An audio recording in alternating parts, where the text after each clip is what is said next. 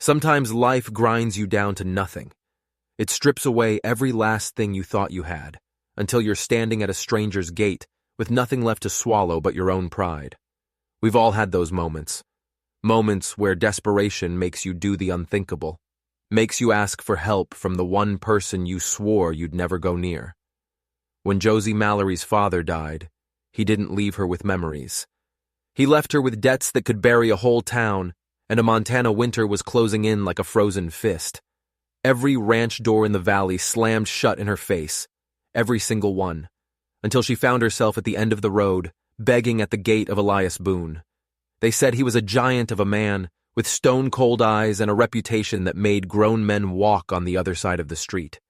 They whispered stories about him in the saloons, stories of blood and shadow. But Josie had no other choice. "Please," she whispered through chattering teeth, tears freezing on her cheeks. "I'll do anything." His answer changed her life forever. He didn't offer her a job. He didn't offer her charity. He looked down at her, his face a mask of granite, and said 3 words she never saw coming. "Will you marry me?" Not for love, not for passion, for survival. He needed a wife to keep his land, a strange clause in a dead man's will. She needed a roof over her head before the snows came to claim her. It was a bargain, a simple, cold transaction. But when you share a roof with a man, when you see the secrets he keeps locked away, when you watch him gentle a half-wild horse or rescue an orphaned calf from a blizzard, something deeper than duty begins to grow. What happens when a year-long bargain, a simple contract of convenience, becomes the greatest and most dangerous love either of them has ever known? What happens when the secrets he's hiding are darker than anyone ever imagined? The wind in Rawhide Flats had teeth that day, the kind that bit right through wool and leather to find the soft, tender places where a person's hope used to live. Josie Mallory pulled her father's threadbare coat tighter around her shoulders as she walked down the main street, feeling the weight of a dozen pairs of eyes watching her from behind shop windows. 3 weeks. It had been 3 weeks since they'd put Samuel Mallory in the cold, rocky ground behind the church. The whole town seemed to be holding its breath, just waiting to see what would become of the girl he'd left behind. Rawhide Flats wasn't much more than a handful of weathered buildings, huddled together against the relentless Montana wind like a cluster of frightened animals. But it was home.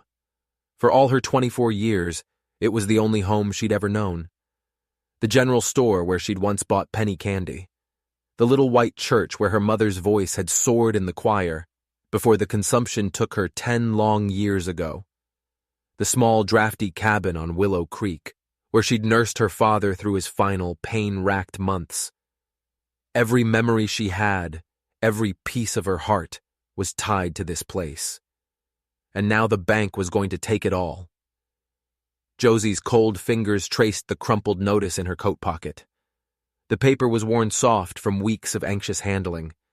60 days. 60 days to settle Samuel's debts, or lose everything. The doctor's bills alone were a mountain she could never hope to climb. Dr. Patterson had been kind, letting the bills pile up while her father was dying, but kindness couldn't feed his family. She'd tried everywhere. The millinery shop didn't need another seamstress. The hotel restaurant couldn't afford an extra pair of hands. Mrs. Henderson at the boarding house had looked at her with genuine pity when she'd explained that her own daughter needed the housekeeping job Josie was desperate for.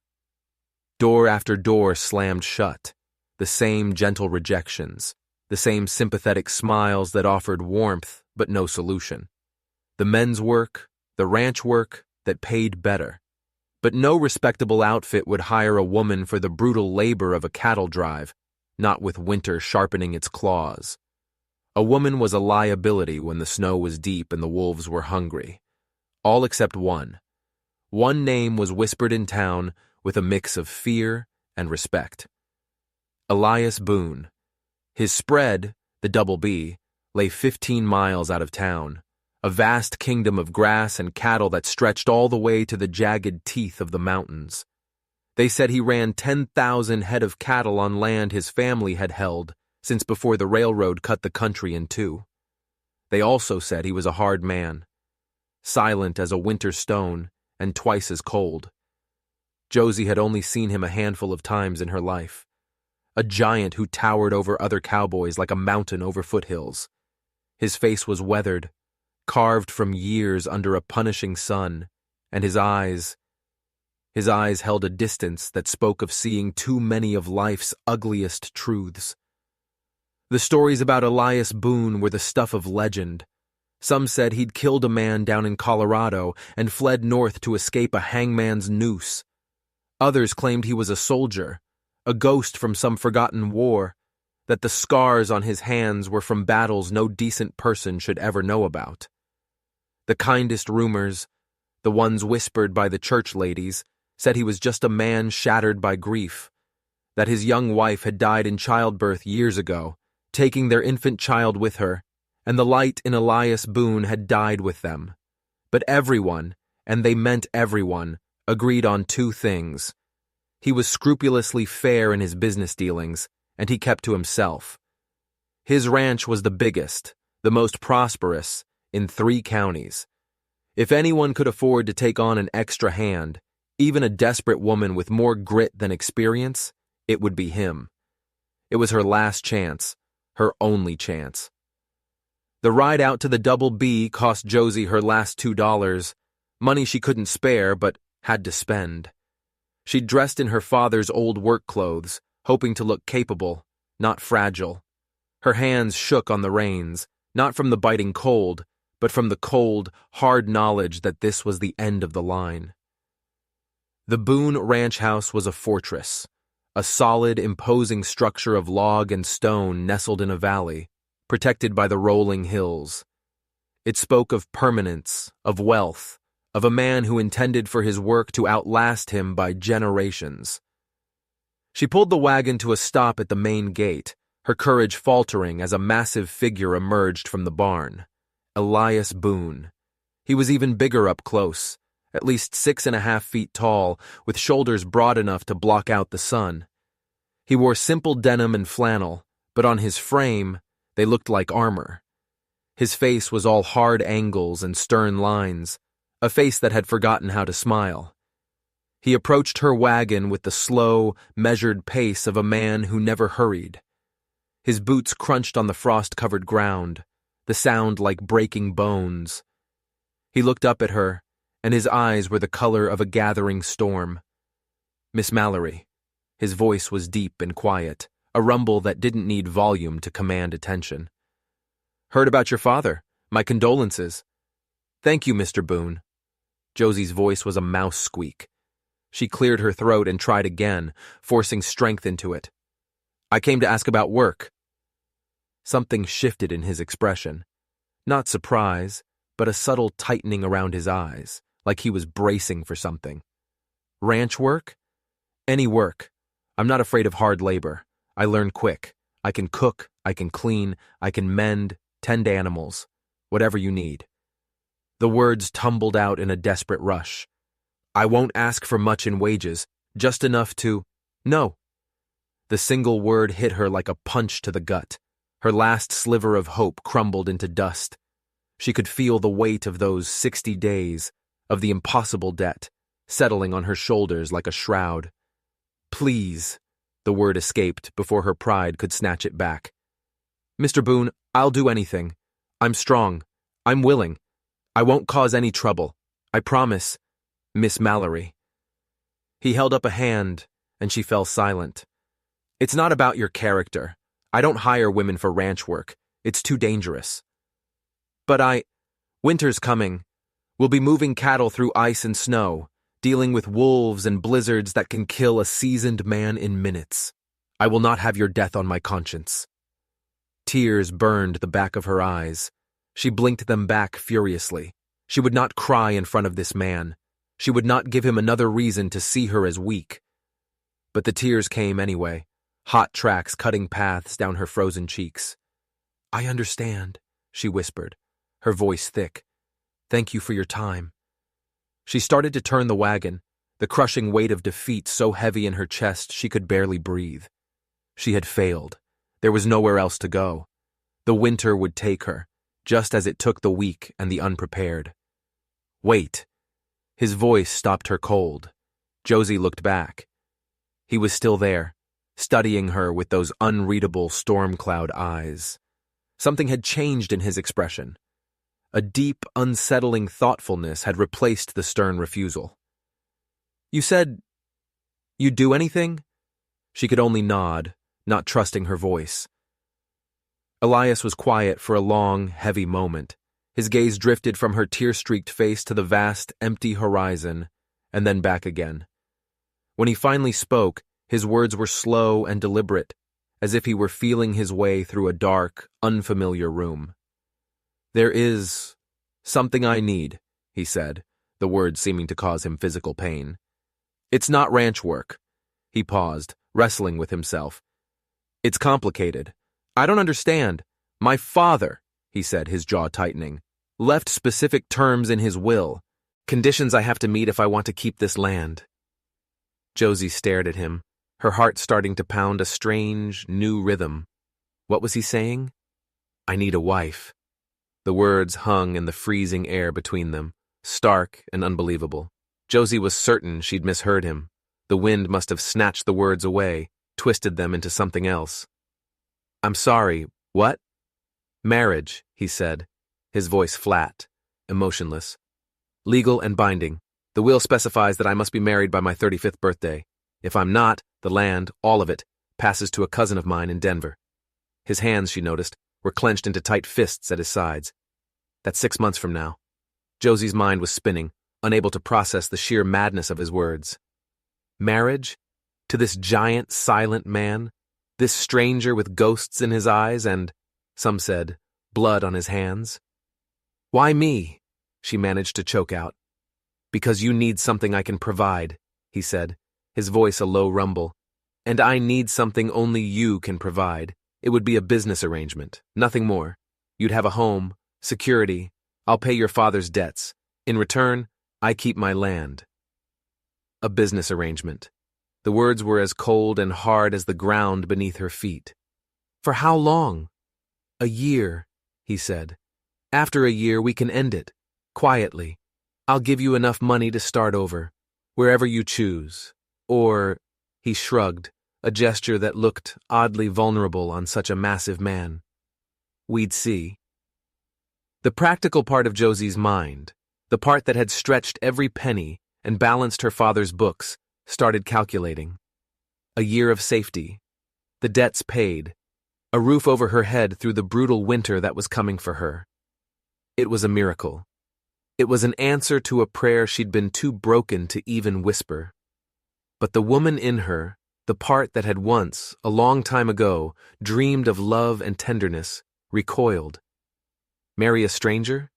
This stranger? What would people say? She whispered. A flicker of something that might have been humor, a ghost of a ghost, touched his eyes. That Elias Boone finally found a woman brave enough to have him. They're not wrong. Despite everything, a tiny, hysterical laugh almost escaped her. There was an unexpected self-awareness in his dry remark, a sharp intelligence beneath the intimidating silence. I don't know you, she said, the words an understatement.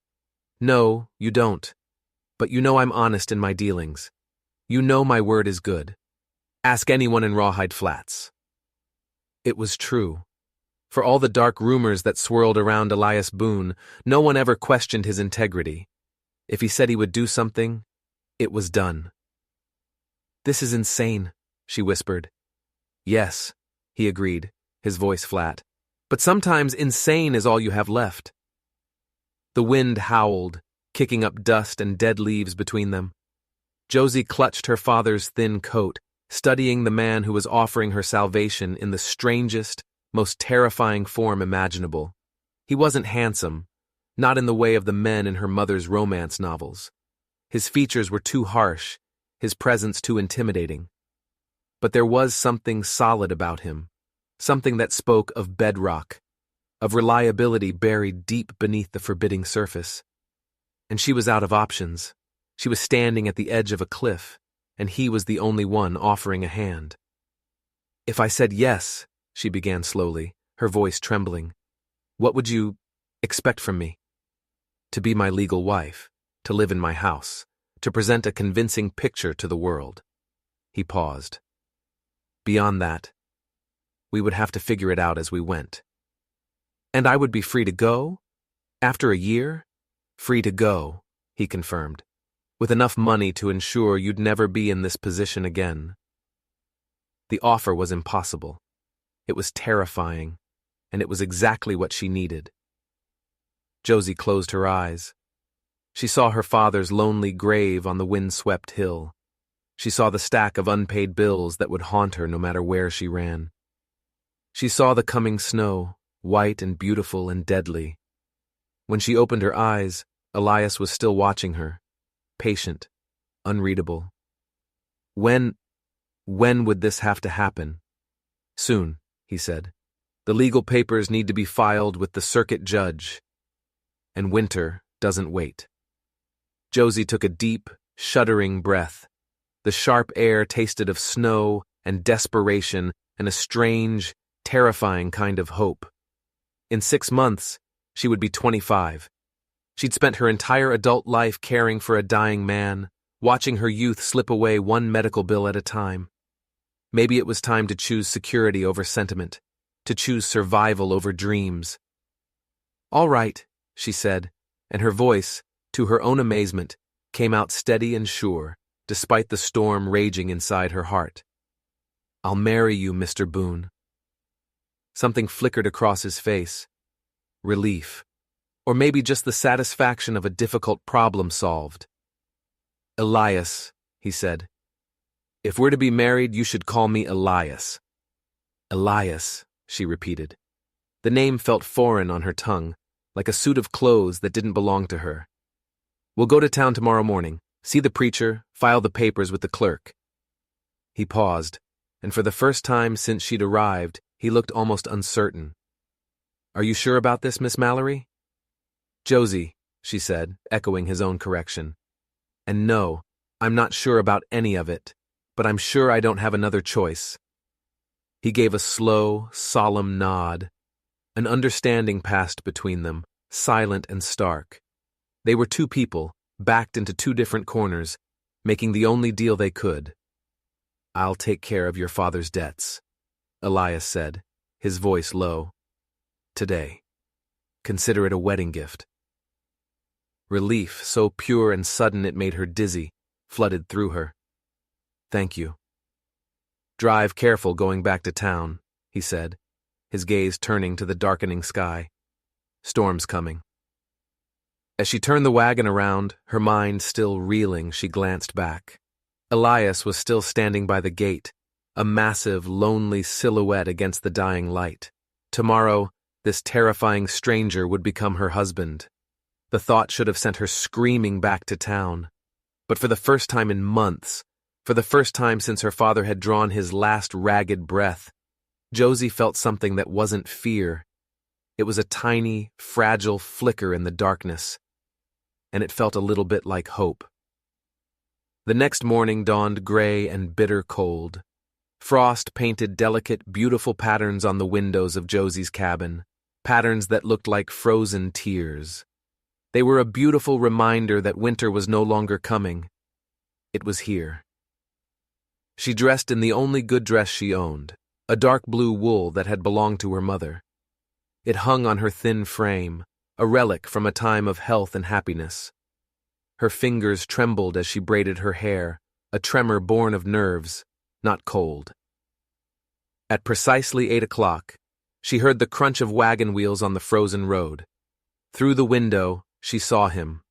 Elias was driving a sturdy wagon, his massive frame making the vehicle look like a child's toy. He had cleaned up. His dark hair was combed back from his severe face, and he wore a black suit that strained across his broad shoulders. The sight of him, dressed for their wedding, sent a fresh wave of panic through her. This was real. This was happening. "Good morning," he said when she opened the door.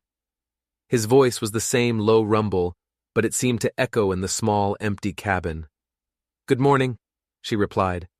The words felt like rocks in her mouth. He helped her into the wagon with a surprising gentleness, his large, calloused hands careful as they steadied her arm. They rode toward town in a heavy, crackling silence. The only sounds were the creak of the wheels and the steady, rhythmic clopping of the horses' hooves on the hard-packed earth. Josie found herself stealing glances at his profile, the strong line of his jaw, the serious gray eyes fixed on the road, the competent ease with which he handled the reins. He was a man of substance, of quiet power. It was both terrifying and, to a part of her she didn't want to acknowledge, strangely reassuring. "Nervous?" he asked, without looking at her. "Terrified," she admitted, the word a puff of white in the cold air. That earned her a quick glance, and she saw something flicker in his expression. It wasn't pity. It was something closer to understanding. "Me too." The confession shocked her. She'd assumed a man like Elias Boone approached everything, even a sham marriage, with the same unflappable confidence he brought to his ranch. "Really?" she asked. "The last time I did this," he said, his voice carrying a new weight, afraid of old pain. "I was 22 years old and thought I knew everything about the world." He paused. "This time, I know how much I don't know." She wanted to ask. She wanted to know about the first wife, the one the town whispered about, the grief that had supposedly turned him to stone, but something in his tone, a tightly locked door, warned her away. There would be time. Or maybe there wouldn't. Rawhide Flats was just stirring to life. Shopkeepers were sweeping their stoops, their brooms scratching at the frozen dirt. A few people paused their morning routines to stare as the wagon passed.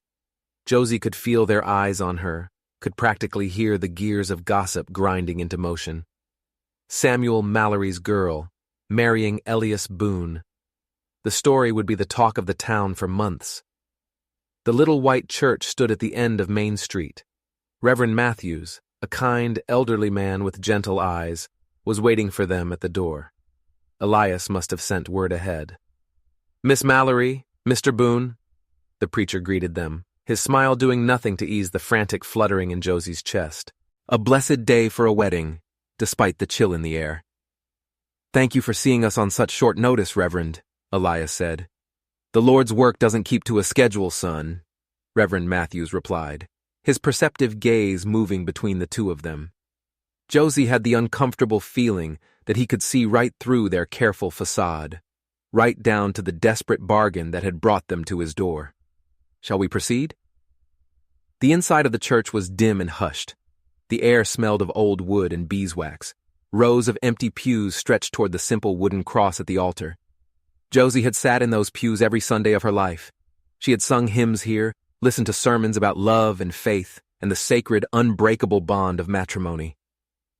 Now she was about to stand at that altar and make those sacred vows to a man she barely knew, for reasons that had nothing to do with love. It felt like a sacrilege. Mrs. Matthews, the Reverend's wife, appeared from a side room to act as their witness. She smiled warmly at Josie, but her eyes were full of questions, full of a quiet concern for the young woman she had watched grow up. They stood before the altar, Elias towering over her, a mountain of black wool and secrets. The preacher opened his worn Bible and began to speak the familiar words. "Dearly beloved, we are gathered here in the sight of God to join this man and this woman in holy matrimony." The words washed over Josie in a blur. She heard her own voice, thin and reedy, responding at the proper moments. She heard Elias's deep voice making the same promises, his tone steady and grave. When it came time for the rings, he produced a simple, heavy gold band from his vest pocket. "It was my mother's," he said, his voice so quiet only she could hear it. His fingers were surprisingly gentle as he slipped it onto her hand. The metal was warm from his body. It was slightly too large, but it felt solid, substantial. The simple, unadorned gold was worn smooth by years of wear. The gesture, the history in that small circle of gold, touched something deep inside her. This might be a business deal, but it wasn't entirely without heart. When Reverend Matthews finally said the words, "I now pronounce you husband and wife," Elias looked down at her. His gray eyes were unreadable, but for a split second Josie thought he might kiss her. It was traditional. It was expected. Instead, he just gave a short, formal nod, as if sealing a deal. "Congratulations, Mr. and Mrs. Boone," the preacher said, shaking both their hands. "May the Lord bless your union." Mrs. Boone. The name felt like a costume she was wearing, one that didn't fit right. She was no longer Josie Mallory, the spinster daughter. She was the wife of Elias Boone, one of the most powerful and feared men in the territory. The speed of the transformation was dizzying. They signed the marriage certificate in the Reverend's small, cluttered office. Her signature looked small and shaky, next to his bold, confident script. Elias handed the preacher a folded bill that made the old man's eyes widen. "I'll see this is filed with the county clerk this morning," Reverend Matthews assured them. "You are now legally married in the eyes of God and the territory of Montana." Outside, the world felt strange, off-kilter. The banker, Mr. Carlyle, was standing across the street, his face a mask of shock and rapid calculation. He was already recalibrating, realizing that her father's debts were no longer his concern. They belonged to Elias Boone now. "Mrs. Henderson is expecting us for dinner at the boarding house," Elias said, as he helped her back into the wagon. The touch of his hand on her arm sent a jolt through her. Figured a wedding day deserved a celebration, even one like this. The boarding house dining room was the finest Rawhide Flats had to offer. Mrs. Henderson had set a table with her best china and cooked a roast chicken that filled the room with a savory aroma. A few other prominent townspeople were there. Dr. Patterson, the banker, a few others. They had all been invited, Josie realized, to be witnesses, to see the marriage, to legitimize it in the public eye. The conversation was a minefield of polite compliments and barely veiled questions. Everyone wanted to know how this whirlwind romance had blossomed in secret. "Such a sudden courtship," observed Mrs. Patterson, her eyes bright with insatiable curiosity. "You two must have been quite taken with each other." Elias reached across the table and placed his hand over Josie's. The gesture was shockingly intimate, possessive. His large hand completely engulfed hers, and his skin was warm against her cold fingers. "Sometimes," Elias said, his voice a low, confident rumble that carried across the table. "When you know, you know. No point in waiting."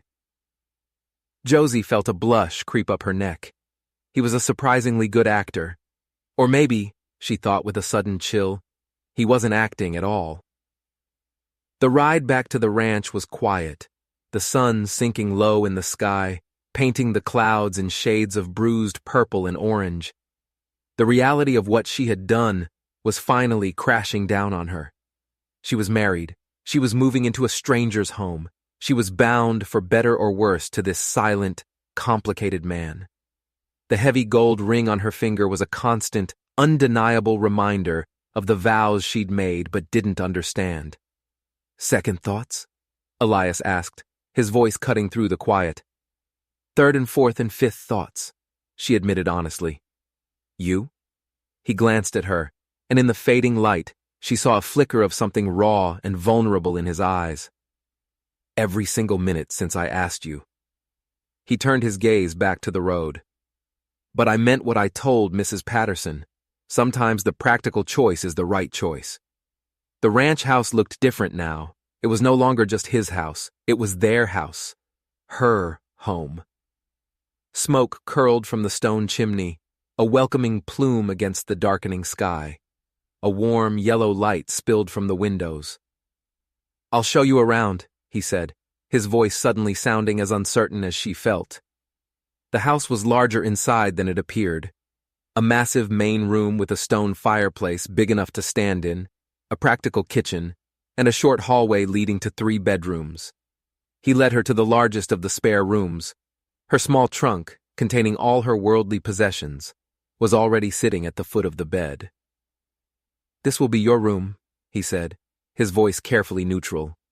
My room is at the end of the hall, if you need anything. The room was simply furnished, but clean and comfortable. A large bed was covered with a beautiful handmade quilt. A simple dresser stood against one wall, and on it, in a small glass vase, was a single, perfect, wild prairie rose. The sight of it made her throat tighten. It was such a small thing, a simple gesture. But from this large, stern, intimidating man, it felt monumental. It was a gesture of welcome, of kindness. "Thank you," she said, her voice barely a whisper. For everything. I know this isn't what either of us planned, but I am grateful." He gave a short, humorless smile. "Don't thank me yet.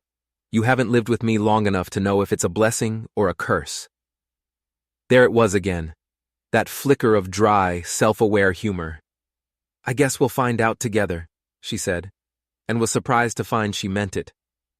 That night, lying in a strange bed, in a strange house, Josie stared up at the unfamiliar ceiling and wondered what in God's name she had gotten herself into. The ring on her finger felt heavy, a circle of gold binding her to a man she was only just beginning to see. Through the thin walls, she could hear him moving in his own room. The creak of floorboards, the quiet rustle of fabric, the small, lonely sounds of another person adjusting to a world that had been turned completely upside down. He was as wakeful as she was. They were married, legally, officially, bound by a contract of necessity. Tomorrow, the real work would begin. The work of learning to live as husband and wife. The work of discovering if their practical bargain could ever become something more, or if they were doomed to simply endure each other, two ghosts haunting the same house, until their year was up. Outside, the wind began to howl, rattling the windows. It sounded like a wolf, hungry and waiting. But for the first time in a long time, Josie wasn't afraid of the storm. She had shelter. She had security. She had married a stranger. But she was no longer alone, and that, she decided, would have to be enough. Josie woke to two things she wasn't used to: the smell of strong coffee already brewing, and the sound of a rooster crowing somewhere in the distance. Pale winter sunlight streamed through the curtains of a window that wasn't hers. For a disorienting second, she had no idea where she was. Then the heavy gold ring on her finger caught the light, and it all came rushing back. The wedding, the vows, Elias, her husband. She dressed quickly in her plainest work dress and hurried to the kitchen, her stomach in knots. She found him standing at the stove, a skillet sizzling in his hand. He was already dressed for a day of hard labor, flannel shirt stretched tight across his impossibly broad back. He looked up as she entered, his gray eyes as unreadable as ever in the morning light. "Coffee's ready," he said, nodding toward the pot on the stove. "Hope you don't mind it strong." "Strong is good," she said, her voice still husky with sleep. She poured herself a cup, noticing he'd already set out a second mug for her. It was another small thing, another tiny crack in his stone facade, a sign of consideration. They sat at the kitchen table, the silence between them thick and awkward. This was their first morning as a married couple. It felt less like a marriage and more like two strangers who'd been forced to share a stagecoach. Josie studied him over the rim of her cup, noticing the fine web of lines around his eyes, the threads of silver at his temples. His hands, scarred and calloused from a lifetime of brutal work, held the delicate porcelain cup with a surprising gentleness. "What time do you usually eat breakfast?" she asked, desperate to break the silence. "Dawn, usually.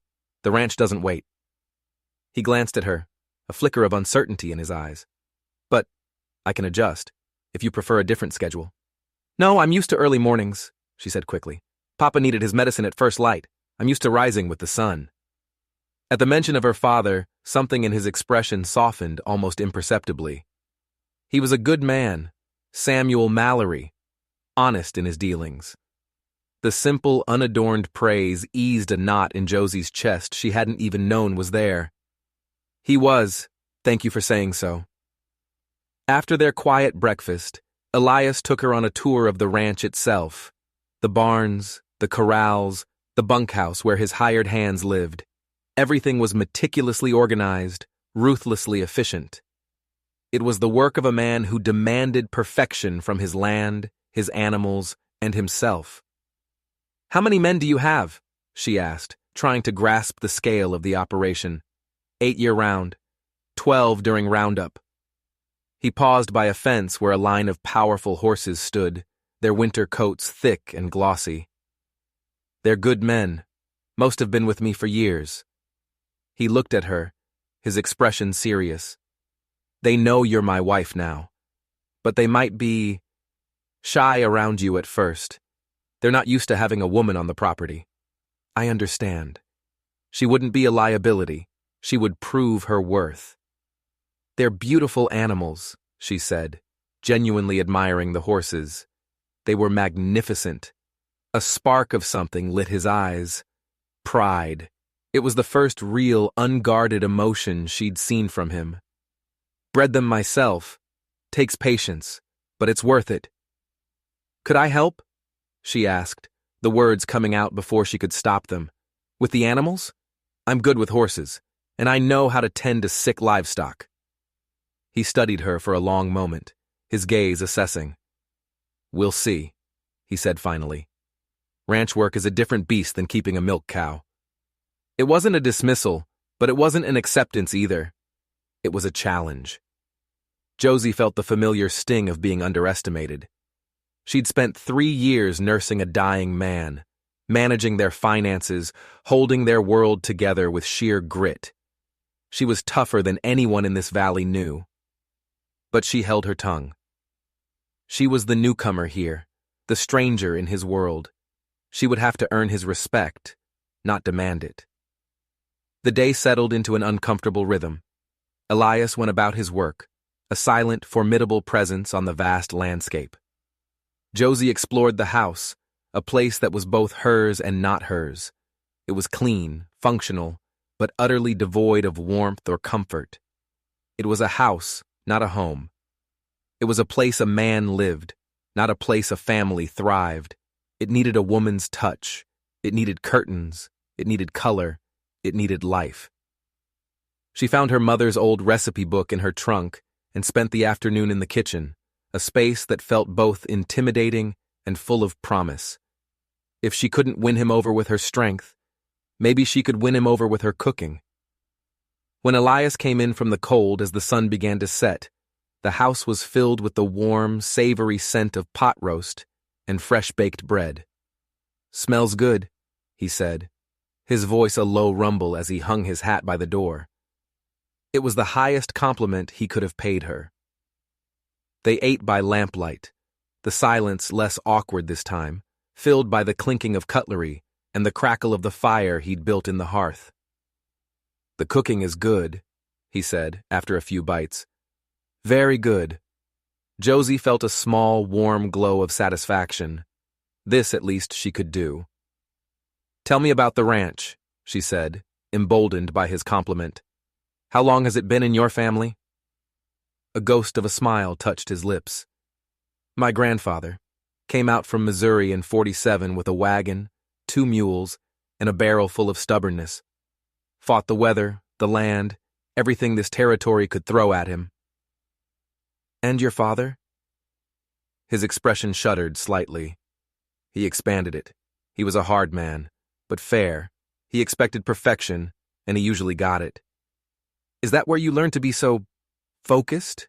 she asked, catching herself before she said intimidating. "Probably," he said, shrugging. "Hard to say where a man's nature ends and his upbringing begins." They talked for hours, carefully skirting the edges of their own pain, sharing stories of their pasts that were safe and impersonal. She told him of her mother. He spoke briefly, vaguely, of his time in the army. When he walked her to her bedroom door, the awkwardness had softened into something manageable. Not comfort, but a truce. "Thank you for dinner, Josie," he said, his voice low in the quiet hallway. "It's been a long time since this house smelled like a home." "You're welcome." The words came out more firmly than she intended. "I need to feel useful, Elias. This is something I can do." He studied her face in the dim light, and for the first time, she felt like he was truly seeing her. Not as a problem to be solved or a contract to be fulfilled, but as a person. "All right," he said slowly.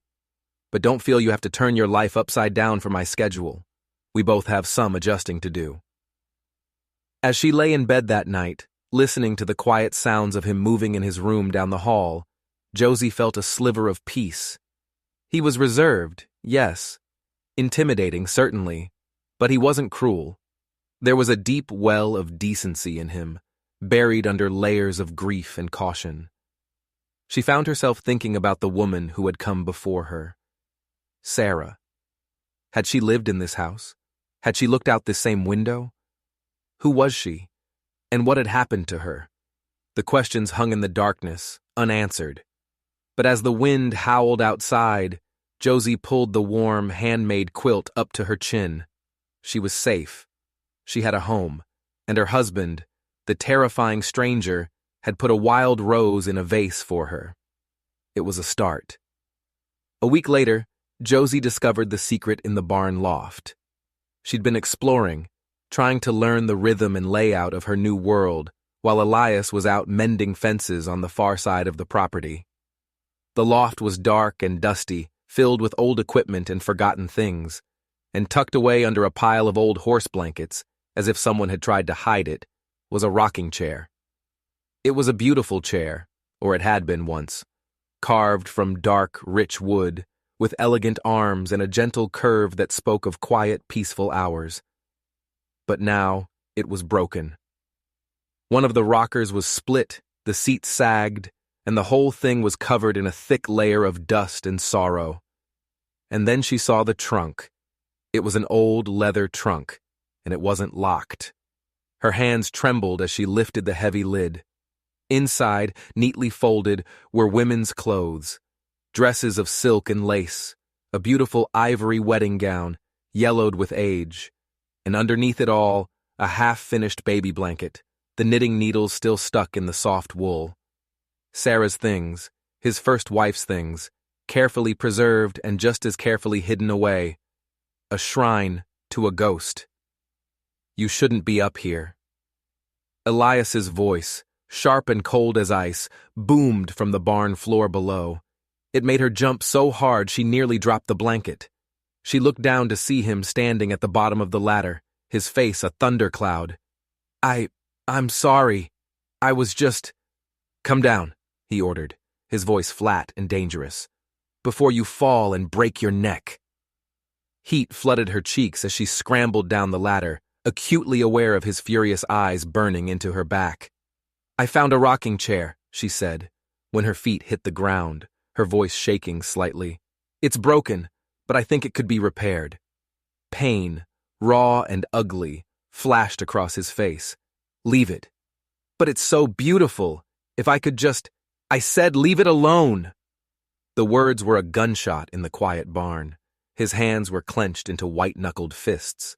The story behind that chair was a wound that was still wide open. "All right," she said quietly, taking a step back. "I'm sorry. I won't touch it." He stared at her for a long, hard moment, the fury in his eyes slowly giving way to a deep, weary sadness. His massive shoulders slumped. He ran a hand through his dark hair, a gesture of defeat. "No," he said, his voice rough. "I'm sorry. I shouldn't have snapped at you. It's just—" He struggled for the words. "That chair, it was Sarah's. She sat in it when she was expecting our son." Understanding hit Josie like a physical blow. The chair wasn't just a broken piece of furniture. It was a memorial, a monument to a future that had been stolen from him. The baby. They had known it was a boy. "The whole loft," he said, his voice thick with unshed tears.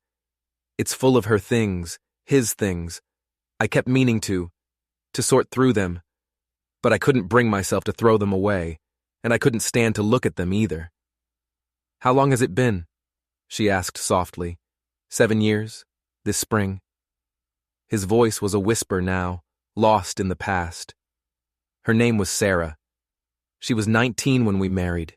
Sweet as summer honey. He looked away, his gaze fixed on a memory only he could see. The pregnancy was hard on her, but she was so happy. She would sit in that chair for hours singing to him, making plans. The weight of his loss was a physical presence in the barn. It was suffocating. She died, he said, his voice breaking. In childbirth, both of them. The doctor did everything he could, but she was too small. The baby was too big. He swallowed hard, fighting for control. The last thing she ever said to me. She made me promise I would be happy again someday. Josie's own eyes filled with tears. No wonder he was so guarded. No wonder he'd built a fortress around his heart. He'd given it away once, completely and utterly, and it had been shattered into a million pieces. I'm so sorry, Elias. That's why this arrangement, he said, his voice steadying, regaining its hard edge, is better. No promises we can't keep. No expectations. Just a practical partnership. But she could hear the lie beneath the words. She could hear the profound, crushing loneliness of a man who had spent 7 years grieving in a house full of ghosts. Would it help? She asked carefully, choosing her words with precision. If I organized her things, not to get rid of them, to care for them. Some of those silks will be ruined if they're just left in that trunk. He looked at her, surprised. You'd do that? Of course, she said. She was your wife, the mother of your child. Her memory deserves to be treated with respect. Gratitude, clear and profound, softened his harsh features. Thank you, Josie. That's kind of you. We all carry memories, Elias, she said softly. The least we can do is carry them with dignity. Later that afternoon, while Elias was gone, Josie climbed back into the loft. She worked for hours, carefully sorting through the relics of a life cut short. She folded the beautiful dresses, placing lavender sachets between the layers of fabric. She held the tiny, half-finished baby blanket, her heart aching for the woman she'd never met, and for the child who had never drawn a breath. She was weeping freely by the time she was done, mourning for a love she had never known. When she climbed down from the loft, her dress dusty and her heart heavy, Elias was waiting for her in the barn. It's heartbreaking, she admitted, her voice thick. She would have been a wonderful mother. She would have, he agreed, his voice rough with emotion. And you, Josie added, her voice gaining strength, would have been a wonderful father. I've seen the way you are with the animals, the way you gentle them instead of breaking them. That takes a kindness and a patience that not many men have. He looked at her sharply, stunned by the compliment. Sarah used to say the same thing. She said I'd be the kind of father who would teach his son to be strong, but never cruel. She was right, Josie said softly. They stood in the gathering dusk, the silence between them no longer awkward, but filled with a shared, fragile understanding. It felt as if by speaking Sarah's name, by bringing her memory out of the dusty shadows of the loft and into the light, some of the pressure that had been building in Elias for 7 long years had finally been released. The chair, he said suddenly, his voice low. You said it could be repaired? I think so. The wood is good. It just needs care. Would you like it? He asked, the words hesitant. In your room? If I fixed it for you? The offer was a shock. He was offering her a piece of his past. He was trusting her with a memory that was sacred to him. It was a gesture of trust so profound, so unexpected, it made her dizzy. Only if you're sure, Elias. I don't want to intrude. You're not intruding, he said, and he looked her straight in the eye. You're honoring her. Sarah, she would have liked you. That night, long after the house was dark, Josie heard noises from the barn, the rhythmic scrape of sandpaper on wood, the gentle, careful tap of a hammer, the quiet, focused sounds of a man mending something that was broken. The next morning, the rocking chair was sitting by her window. The dark wood gleamed with fresh oil. The joints were solid and true.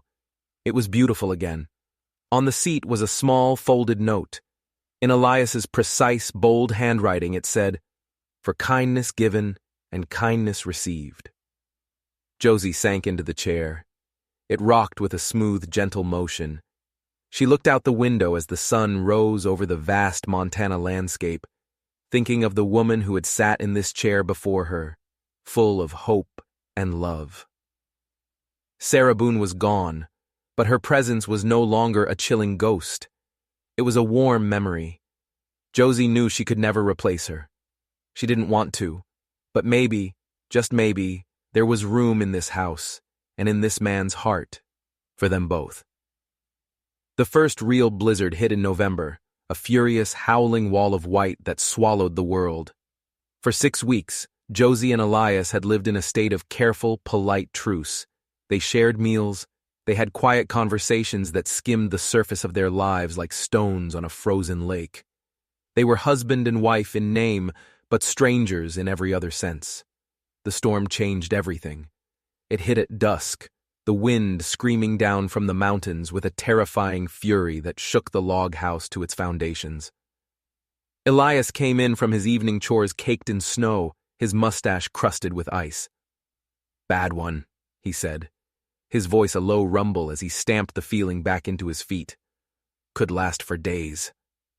Josie looked out the window at the swirling vortex of white. The world had disappeared. The cattle? They're in the winter pastures. They know how to find shelter in the draws. They'll survive. But she saw the worry etched around his eyes. He felt the weight of every life under his care, human or animal. The house groaned under the assault of the wind. The lamps flickered, casting long, dancing shadows on the walls. Then, with a sound like a gunshot, they heard a crash from the front of the house. A tree branch, heavy with ice, had shattered one of the parlor windows. They worked together in the raging storm, their shoulders bumping in the narrow space, to hammer boards over the broken pane. The wind tore at the wood, trying to rip it from their hands, showering them with ice and snow. The raw power of the storm was terrifying, but as they fought against it, a new feeling began to emerge between them. A sense of partnership, of being on the same side against a common enemy. They were just finishing when the lamps flickered one last time and died, plunging the house into near total darkness, lit only by the faint glow of the fire in the hearth. "Power lines down," Elias said. He went to the front door to get more wood from the porch. It wouldn't open. "Snowdrift," he grunted, putting his massive shoulder into it. The door didn't budge. "It's blocked." The back door was the same. They were trapped, prisoners in their own home, with only a dwindling supply of firewood to keep the killing cold at bay. "How long will the fire last?" Josie asked, her voice trembling slightly. 12 hours, maybe, if we're smart." He looked around the large, cold room. "We'll need to conserve heat. Stay close to the fire." Without another word, they dragged the mattress from her bedroom and placed it on the floor in front of the hearth.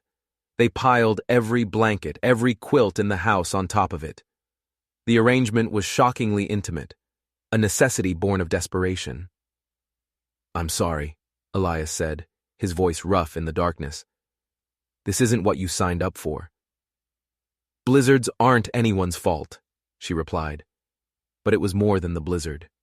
The storm was stripping away the layers of politeness and distance they'd hidden behind for weeks. It was forcing them into a raw, honest proximity that was both terrifying and electrifying. They lay down fully clothed under the mountain of blankets, the fire crackling and spitting between them, and the storm raging outside. The sheer intimacy of it was overwhelming. She could smell the scent of pine and cold air on his clothes. She could hear the quiet, steady rhythm of his breathing. She could feel the heat radiating from his large frame. "Tell me about the flowers," he said suddenly, his voice a low murmur in the dark. "What flowers?" "The ones you press, in your mother's Bible. I've seen you." She was stunned that he'd even noticed. "Just wild prairie roses, Indian paintbrush, things I find around the ranch. I think they're beautiful. I want to save them." His voice, when he replied, was softer than she'd ever heard it. My mother used to do that. She said it was her way of holding on to the good moments, a way of proving that beautiful things could grow even in the harshest places. That's exactly it, Josie whispered. Sarah. She never understood that, he said, and the name hung in the air between them, no longer a ghost, but a memory. She was always fighting the land, trying to force it to be something it wasn't. He paused, and the next words changed everything. You see the beauty that's already here. It was the most personal thing he had ever said to her, a confession whispered in the storm-wrapped darkness. They were no longer talking about flowers. They were talking about themselves. They fell silent after that, but the silence was different now. It was filled with unspoken things, with the gentle weight of shared understanding. Elias's breathing deepened into sleep, but Josie lay awake, watching the firelight dance across his face. In the flickering light, his harsh features were softened. He looked younger, more vulnerable. This was her husband, this complicated, grieving man who showed his kindness in quiet, unexpected gestures. She had married him for practical reasons, a cold, hard bargain. But lying there, in the heart of the storm, safe and warm beside him, she finally admitted the truth to herself, a truth that was more terrifying than any blizzard. She was falling in love with him. The knowledge didn't feel like a mistake. It felt like coming home. Love had not been part of their bargain, but it was happening anyway, growing quietly in the spaces between their careful words, like a wildflower pushing its way through frozen ground. When she finally drifted to sleep, it was with his steady breathing in her ear, the storm a distant roar. She was no longer just a woman who had married a stranger. She was a woman falling in love with her husband, and she had no idea if he could ever love her back. The storm broke the next day. By afternoon, they were able to dig their way out. The world was transformed, buried under a pristine blanket of white. It was beautiful and brutal, and in a strange way, perfect. That evening, as they sat by the fire, Josie showed him her pressed flowers. He studied each one, his large, calloused fingers surprisingly gentle as he touched the delicate, paper-thin petals. This one, he said, pointing to a vibrant prairie rose. Sarah would have loved this. He said it without pain, without the shadow of grief that usually accompanied her name. It wasn't a comparison. It was a bridge, a way of telling her that there was room in his story for them both. The legal document arrived on a Tuesday in March, delivered by a courier who looked like he'd ridden hard from town and was spooked about it. Josie saw him coming from the kitchen window, and a cold knot of dread formed in her stomach. Elias read the papers, his face growing darker and colder with every line. When he was done, he placed them on the kitchen table with a deliberate, chilling calm. But Josie saw that his hands, resting on the table, were trembling with a rage so profound it seemed to suck the warmth from the room. "What is it?" she asked, her voice a whisper. "A legal challenge," he said, his own voice dangerously quiet. "To our marriage. Someone is claiming it's a fraud." The courier, a thin, nervous man, cleared his throat. "Mr. Weatherby instructed me to wait for a response, sir. He said you'd want to address the matter with some urgency." Marcus Weatherby. Josie knew the name, a ruthless businessman from the East who had been buying up struggling ranches all over the territory, a vulture circling the weak and the desperate. "What's his claim?" Elias asked, his tone so cold it could have frozen water. "He's claiming your marriage was a sham, sir, entered into solely to satisfy the requirements of your father's will. He says he has documentation, witness statements, bank records showing you paid off Mrs. Boone's debts right after the ceremony." The courier was sweating now, despite the chill in the air. "He says it looks like a business transaction, not a true union." Elias stood up so abruptly his chair scraped back with a screech that set Josie's teeth on edge. "Get out! Sir, I need an answer for Mr. Weatherby." "Tell Weatherby he can go to hell," Elias snarled. And tell him if he ever sets foot on my land, I'll treat him like any other predator." The courier scrambled out of the house as if the devil himself were on his heels. Josie stared at the papers on the table, her mind reeling. Can he do this? Can he actually have our marriage annulled? He can try. Elias was pacing now, a caged tiger in the small kitchen. If he can prove we entered into it without the intent to create a genuine marital relationship, a judge could rule it invalid. The word struck her like a physical blow, annulled, as if it had never happened. Elias would lose the ranch, and she would be right back where she started, homeless, penniless, with winter just around the corner again. But why? Why would Weatherby care about our marriage? Because my cousin Robert, the one who stood to inherit, sold his interest in the family trust to Weatherby 3 years ago. Elias's jaw was a knot of granite. He's been planning this, waiting for his moment. So this wasn't random. This was a calculated attack. But what evidence can he have? She asked, her voice shaking. Statements from people in town, the banker, Mrs. Henderson. Everyone who saw how we were at the beginning, cold, distant. 2 strangers. He stopped pacing and looked at her, his eyes full of a grim reality. All of which is true. There's more, he said, his voice dropping even lower. He's included a timeline. We have 60 days. 60 days to prove our marriage is genuine. If we can't, it will be automatically annulled by the court. 60 days. How do you prove a feeling? How do you provide evidence of love? Elias, she whispered, what if we can't? Then I lose everything. He looked at her, the pain in his eyes so raw it stole her breath. And you? I'll survive, she said, forcing a strength she didn't feel. No, he said, his voice fierce, protective. I won't let that happen. This is my fight. It's our fight now, she insisted. He's challenging our marriage. Before he could answer, they heard the sound of another horse approaching. Through the window, Josie saw a man dismounting at the gate. A tall, handsome man, dressed in expensive Eastern clothes that looked ridiculously out of place against the rugged Montana landscape. Josie's blood ran cold. Oh no, she breathed. Elias followed her gaze, his expression darkening further. Who is that? Thomas Whitmore, she whispered, her voice barely audible. From Boston. We were engaged, before my father died. Her former fiancé, here, now. It was a nightmare. Thomas was already striding toward the house, his face handsome, confident, and completely unwelcome. He knocked on the door, and Elias answered it, his massive frame blocking the entire doorway, a silent, intimidating wall of fury. I'm looking for Miss Josie Mallory, Thomas said, his cultured accent a jarring contrast to Elias's rough Western drawl. It's Mrs. Boone, Elias corrected, his voice laced with ice.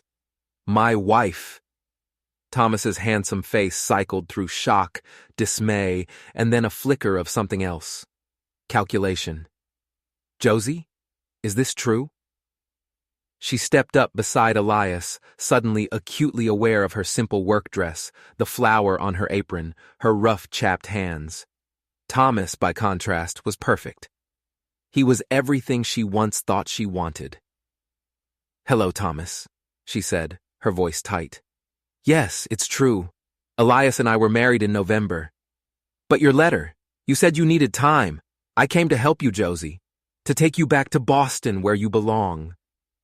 The words stung. Where you belong, as if she didn't belong here, in this wild country, with this wild, untamed man. I appreciate you coming all this way, Thomas, she said carefully. But as you can see, my circumstances have changed. Have they? Thomas's sharp eyes darted between them, taking in the tension, the way they stood close but not touching. Forgive me, Josie, but this all seems rather sudden. The woman I knew wanted love in her marriage, not just convenience. It was the exact wrong thing to say. It was the very accusation they were now fighting in a court of law. Anything you have to say to my wife, Elias growled, his voice a low threat, You can say in front of me. Thomas smiled, a smooth, predatory smile that didn't reach his eyes. Actually, he said, I believe this concerns all three of us. I've been in town for a day. I've heard some interesting gossip about the legitimacy of your union. The trap was closing. Josie could feel its steel teeth. A man named Weatherby approached me at my hotel, Thomas continued, his voice silky smooth. He was very interested to learn that I had been engaged to you, Josie, that I had come all this way to bring you home. He was working with him. He had sided with their enemy. He made me a very interesting offer, Thomas said, looking directly at Josie, his eyes full of a false sympathy. He suggested that if you were to leave with me, voluntarily, of course, it would certainly strengthen his case that your current arrangement was never meant to be permanent. Get off my land, Elias said, each word a block of ice. I'm not on your land yet, friend, Thomas said pleasantly. Josie, you don't have to do this. You don't have to be trapped in this loveless charade. I can give you everything you ever wanted. A real home. Real security. She has all of that here, Elias bit out. Does she? Thomas shot back. Or does she have a business deal on a 60-day timer? He looked at Josie, his voice dropping, becoming intimate, persuasive. Come with me, Josie. Leave this place, and you'll never have to worry about anything ever again. The offer hung in the air, a lifeline, a way out of the storm. Josie looked at Thomas, handsome, wealthy, offering her the life she was raised to want. Then she looked at Elias, and in his eyes, she didn't see a contract. She saw a man in agony, a man who was fighting for more than just his land, a man who was terrified of losing her.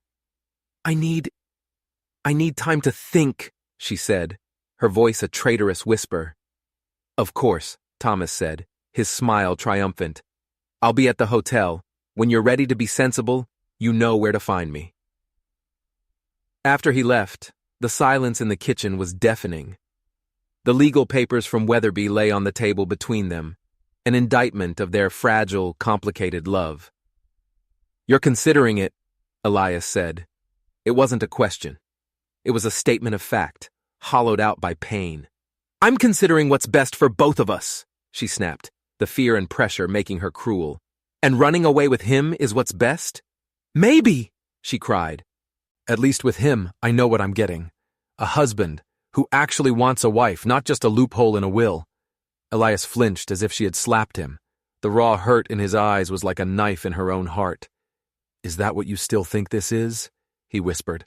I don't know what this is anymore, Elias, she cried, tears of frustration and terror streaming down her face. And maybe that's the problem. She fled to her room, slamming the door behind her, leaving him standing alone in the kitchen with the ruins of their marriage scattered on the table around him. She had a choice to make, the safe path with Thomas or the impossible fight with Elias, and she had no idea which one would destroy her more. That night, Josie couldn't sleep. She sat in the broken rocking chair, the one Elias had mended for her, and stared out at the cold, star-filled Montana sky. The house was silent, but it was a heavy, wounded silence. Down the hall, she knew Elias was lying awake too, wrestling with the same demons. Earlier, in a desperate search for something, anything that might help them, she'd gone through the drawers of his desk. Tucked in the very back, wrapped in an old, oiled cloth, she'd found a small wooden box. Inside, nestled on a bed of faded blue velvet, was a medal, a bronze star, its ribbon tarnished with age. She recognized it from the newspapers during the war. The Congressional Medal of Honor. The inscription was stark. For conspicuous gallantry and intrepidity, at the risk of his life above and beyond the call of duty. And underneath, the name, First Lieutenant Elias T. Boone, her husband, the silent, feared recluse, was a war hero. The knowledge hit her with the force of a physical blow. The whispers in town, the dark rumors, they were all wrong. He wasn't hiding from a crime. He was hiding from his own heroism. The quiet distance, the carefully banked emotions, the scars on his hands. It all clicked into place with horrifying clarity. He had seen the worst of what men could do to each other. And then, when Sarah and the baby had died, he had retreated completely, building a fortress of solitude to protect himself from any more loss. "You're up late." His voice from the doorway made her jump. He was standing there, a massive silhouette against the faint moonlight from the hall, wearing only his trousers, his chest bare. "I couldn't sleep," she said, her voice thick. He came into the room, his movements silent, practiced. When he saw the medal in her lap, he stopped dead. "You went through my desk." It wasn't an accusation. It was a statement of weary resignation. "I was looking for legal documents," she said, holding up the medal. "You never told me." There was nothing to tell. He sank down into the chair across from her, the weight of the world on his broad shoulders. "That medal belongs to the men who died that day. I was just the one who survived to collect it. What happened, Elias?"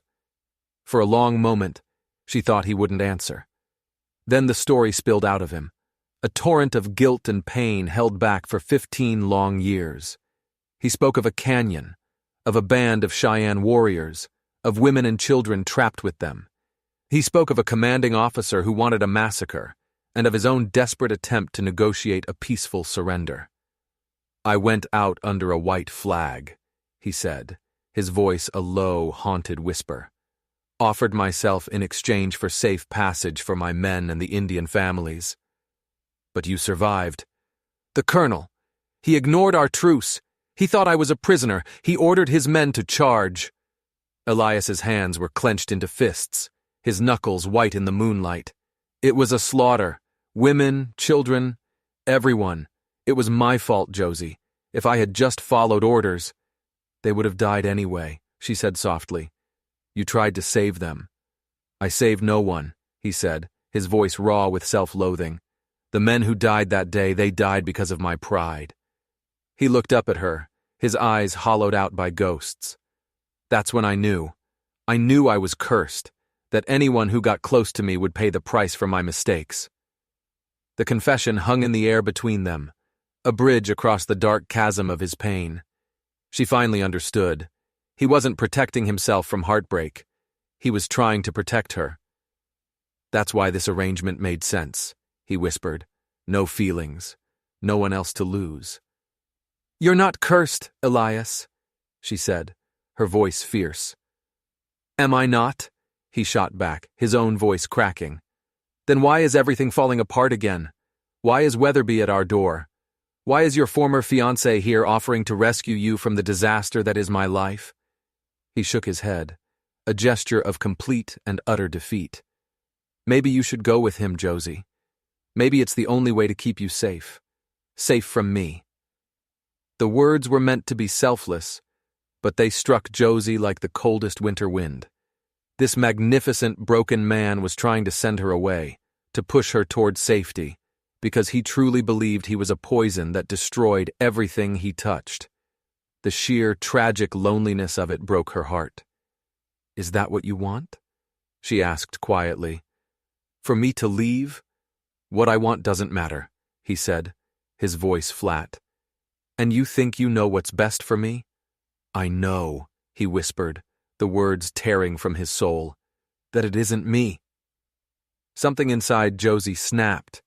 All the fear, all the uncertainty, all the pain of the last few months coalesced into a single, blazing point of clarity. She stood up, the medal falling from her lap and clattering to the floor. "That," she said, her voice shaking with a fury he had never seen, "is the most arrogant, selfish thing you have ever said to me." Elias looked stunned, speechless. "No, you listen to me, Elias Boone," she said, advancing on him, her finger jabbing at his bare chest. "For months, I have watched you carry a guilt that isn't yours. I have watched you punish yourself for tragedies you couldn't prevent. And now you want to make my choices for me too? To decide my life? I'm trying to protect you." "From what?" she cried, tears of rage and love streaming down her face. "From the man who mends broken rocking chairs? From the man who reads poetry by lamplight?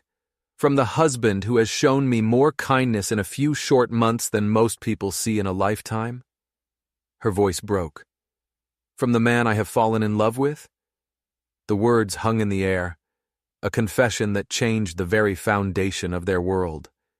Elias stared at her, his gray eyes wide with a dawning, terrified hope.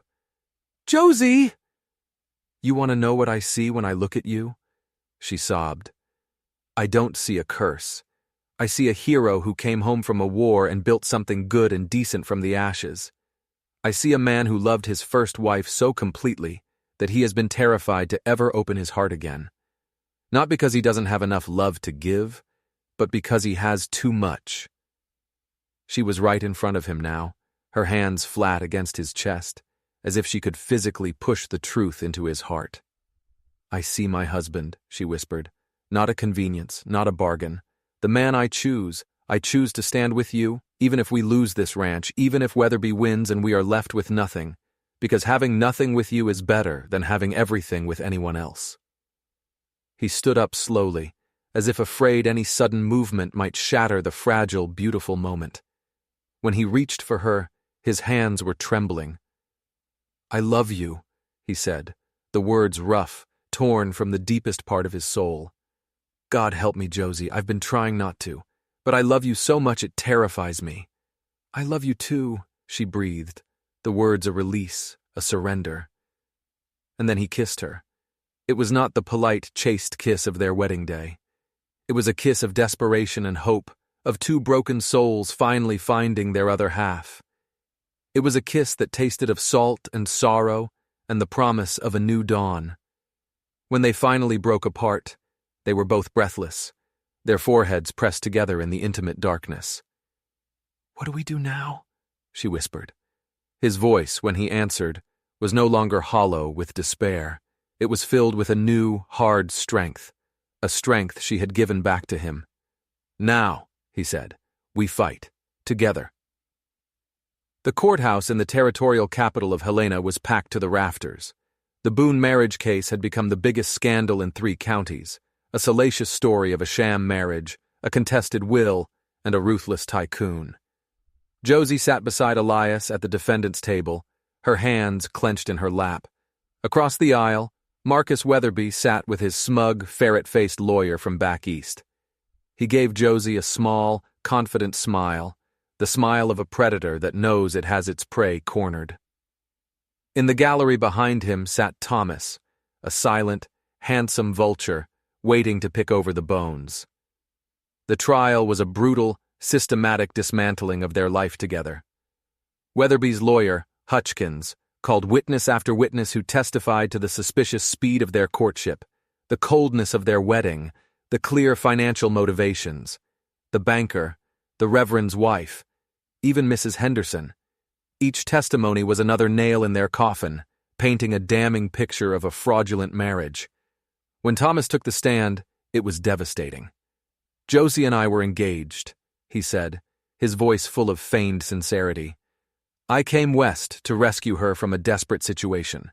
She spoke of duty and obligation to Mr. Boone, but never once did she speak of love. Every word was a twisting knife. It was true, all of it was true. The truth of how they had started was being used as a weapon to destroy what they had become." When court recessed for lunch, Josie was trembling. "They're going to win, Elias," she whispered. He took her hand, his grip firm and steady. "What they said is true," he said quietly. "But it isn't the whole truth. The whole truth is what happened after. Love doesn't always start with poetry, Josie. Sometimes it starts with 2 people deciding to be kind to each other." That afternoon, their own lawyer, a bulldog of a man named Bradley, began their defense. He called Dr. Patterson, who spoke of the night he delivered a foal at the Boone Ranch and had witnessed the seamless, trusting partnership between Elias and Josie. He called the ranch hands, who spoke of the small, subtle changes in their boss. "He started humming," said Jake, the oldest hand, his face earnest. "Ain't heard the boss hum since before the first Mrs. Boone passed. And then there was the flower box. He spent 2 days building it for her. A man don't do that for a business deal, Your Honor. He does that for a woman he's starting to love. But Josie could see the skepticism on the judge's face. It wasn't enough. They were losing. The next morning, however, their lawyer started the day with a bombshell. "Your Honor," Bradley said, his voice ringing with confidence, "the defense would like to present new evidence, obtained just last night, which directly challenges the plaintiff's very standing to bring this case." The courtroom erupted in murmurs. "I'd like to call Samuel Garrett to the stand," Bradley announced. An elderly, bespectacled clerk from the Territorial Land Office made his way to the witness stand. "Mr. Garrett," Bradley began, "yesterday evening you examined the document transferring Robert Boone's interest in the family trust to Marcus Weatherby. What did you discover?" The old clerk consulted his ledger. "I discovered," he said, his voice clear and precise, "that the document is dated March of 3 years ago. I also discovered, by consulting the public records from Denver, Colorado, that Mr. Robert Boone died of consumption in February of 4 years ago." The courtroom exploded.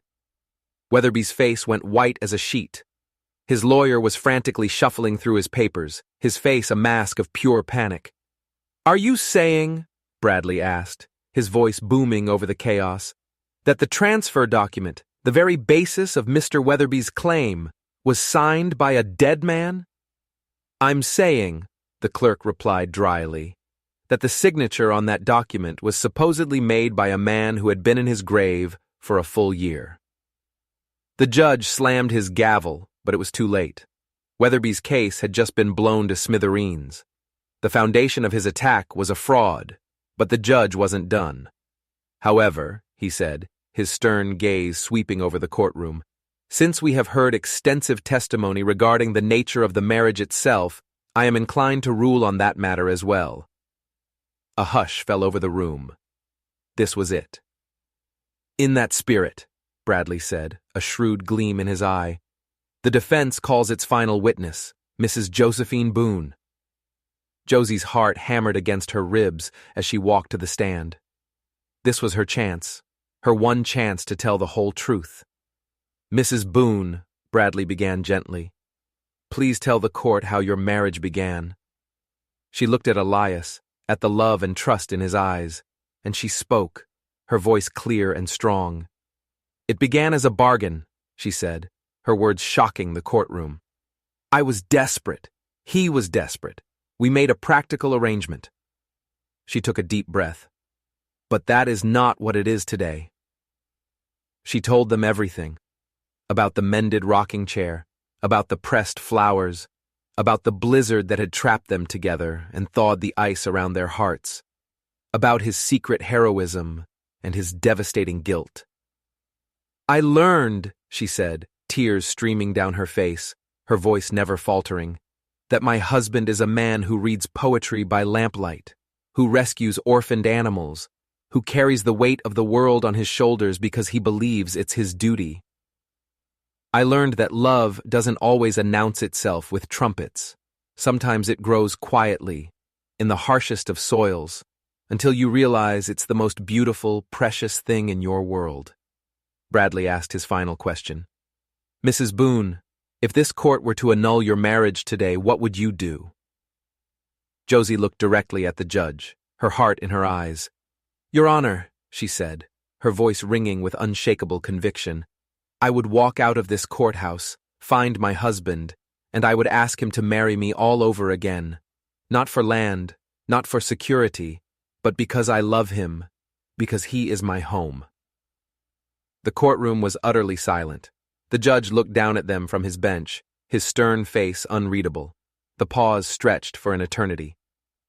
"This court," he finally said, his voice gravelly, "finds that while the Boone marriage may have begun as a marriage of convenience, it has demonstrably evolved into a genuine, loving, and legally binding union." He looked directly at Weatherby, his eyes like chips of ice. "Furthermore, this court finds the plaintiff's claim to be based on blatant fraud. This case is dismissed." The gavel cracked like a rifle shot. The courtroom erupted. People were cheering, clapping. Elias pulled Josie into his arms, and right there, In front of God and half the territory of Montana, he kissed her.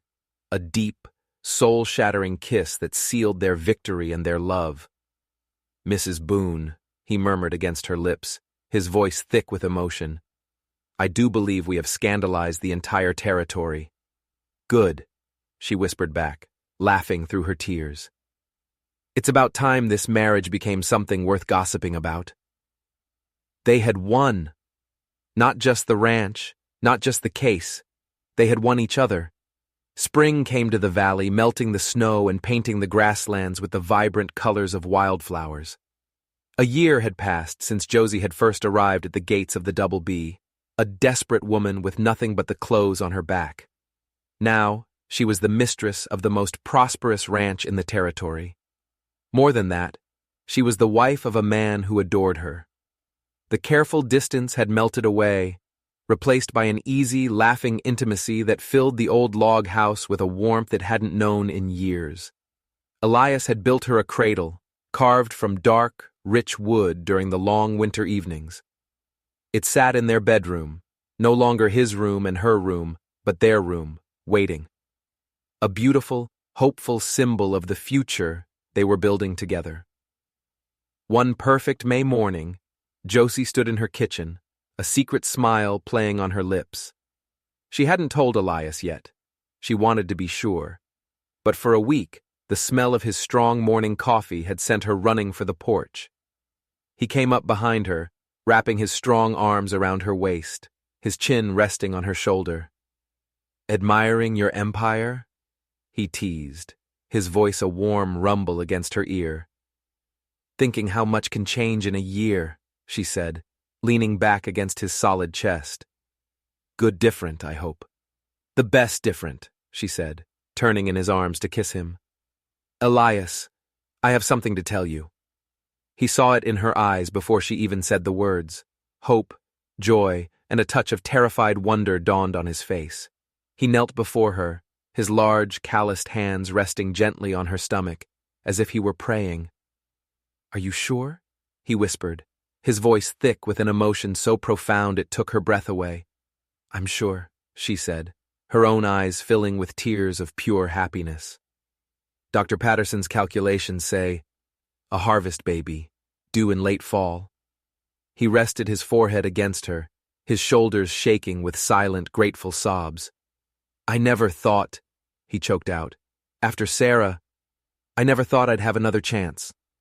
"We have this chance," she corrected gently. "Together." Their second wedding took place a month later, not in a stuffy church, but in a sun-drenched meadow behind the ranch house, under an arch woven from prairie roses. The whole territory, it seemed, was there to celebrate. Not a scandal, but a love story that had become a local legend. Josie wore a dress of pale yellow silk, and Elias wore a smile that could have outshone the sun. This time, when they said their vows, their voices were strong and clear, ringing with a love that had been tested by fire and found to be true. That night, as they danced on the rough grass under a canopy of stars, Elias held her close. "Any regrets, Mrs. Boone?" he murmured. "Only one," she said, smiling up at the man who was her husband, her partner, her world. "That it took us so long to admit we were falling in love." "I think," he said, spinning her gently, "that our story is better this way. It's not like anyone else's." "No," she agreed, her heart so full it felt like it might burst. "It's not. It's better. It's ours." Later, they stood on the porch of their home, the party winding down, the paper lanterns glowing like captured stars in the twilight. "Happy?" he asked. "Happier than I ever knew was possible," she said. "A year ago, I was begging at your gate. And I was a bitter, lonely man, living in a house full of ghosts." He cupped her face in his hands, his touch full of reverence. "You, Josie Boone, you saved me. We saved each other," she whispered. They had started as two strangers, bound by a contract of convenience. They had faced down rumors, blizzards, and courtrooms. They had battled the ghosts of the past and the demons of their own fear. And in the end, they had built something far more valuable than the land they had fought to protect. They had built a home. They had built a family. They had built a love that was as strong, as wild, and as beautiful as the Montana land itself. If this story of a love that defied all odds touched your heart, make sure you hit that subscribe button and ring the bell for notifications. You won't want to miss the incredible story I have saved for you tomorrow. It's a tale of secrets and sacrifice that will leave you absolutely breathless.